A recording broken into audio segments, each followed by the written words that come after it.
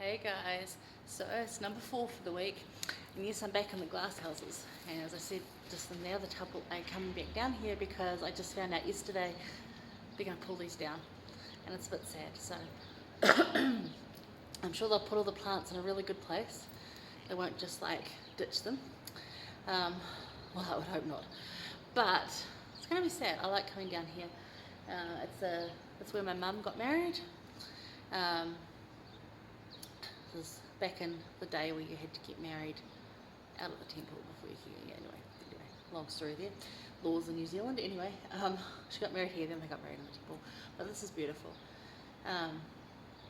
And the pond out there, and I've been coming here since I was a little kid. So this is a sad moment, but things change, and I hope what they put in here is going to be just as awesome. The sun's coming out again. Sorry guys, too bright. It's going to be just as awesome, but I am going to miss this. So I wanted to come for one last visit before they start pulling it down in a couple of weeks, because between now and then I'm just probably not going to have time.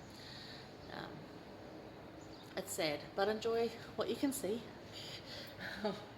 It's just gorgeous.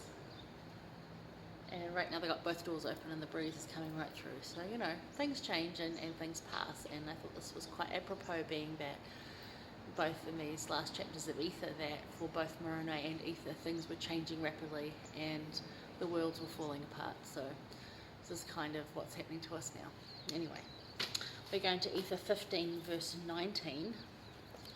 Now, millions of the Jaredites are slain in battle against each other. I know. And it comes down to just Coriantama and Shiz, and they have a fight out and gets a bit bloodthirsty.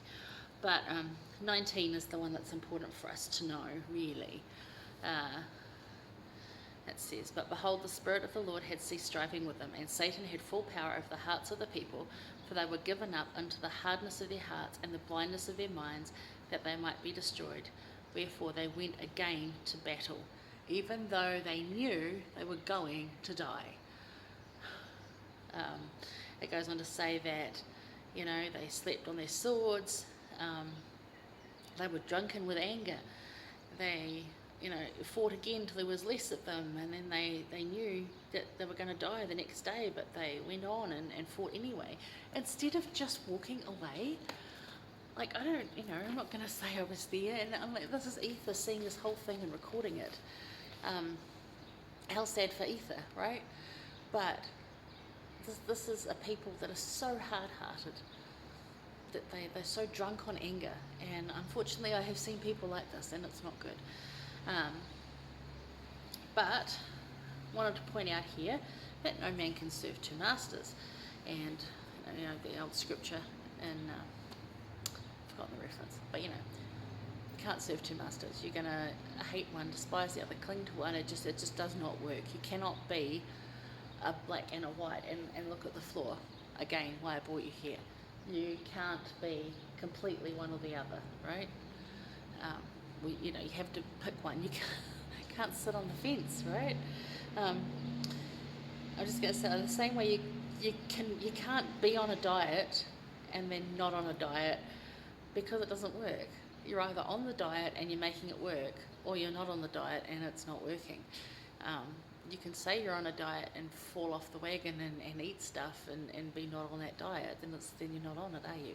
So the same way that you can't serve two masters, because it just makes you freaking miserable. So you cannot be a Sunday only Christ follower after partying hard Saturday night. It doesn't work. I tried it. It doesn't work. It really doesn't. You think it is for a while. You think, oh yeah, it does not work. You cannot be a true, full, heartfelt Christian, following Jesus Christ and getting all those blessings and feeling all that goodness, if you've been out partying hard the night before. It's living two different lives, and it does your head in. So you can't fence it, because you're going to end up hating one of these, and you're going to end up hating yourself. So don't do that. If you haven't heard the Spirit's voice lately, use new eyes and new ears. Don't be so blind and deaf that you make decisions based on other bad decisions, because that's what these people were doing. They were making decisions simply out of anger And they were bad decisions based on bad decisions that are already made, that were out of anger and jealousy, and just, this is not good.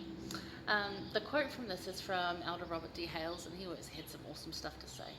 He just pointed out that if you have not heard his voice speaking to you lately, return with new eyes and new ears to the scriptures. I think that's so beautiful, because if you haven't heard his voice, and a lot of us probably haven't because we've just been so caught up in all the go back to the scriptures with new eyes and new ears. Like, have a little meditation before you do it, have a prayer, and look freshly, and you'll find it again, and then you'll feel better. Trust me, really, it'll work. Okay, well, I'm going to go and sit out the front of this place so you can have a look at the front, because it's nice and sunny out there today, which it wasn't when we filmed a few months ago. And again, I'd like to have it on record because I don't want to lose this place, but things change. Okay, so I'm going to go and finish off in Ether 15 verse 34. See you guys in a bit. Okay.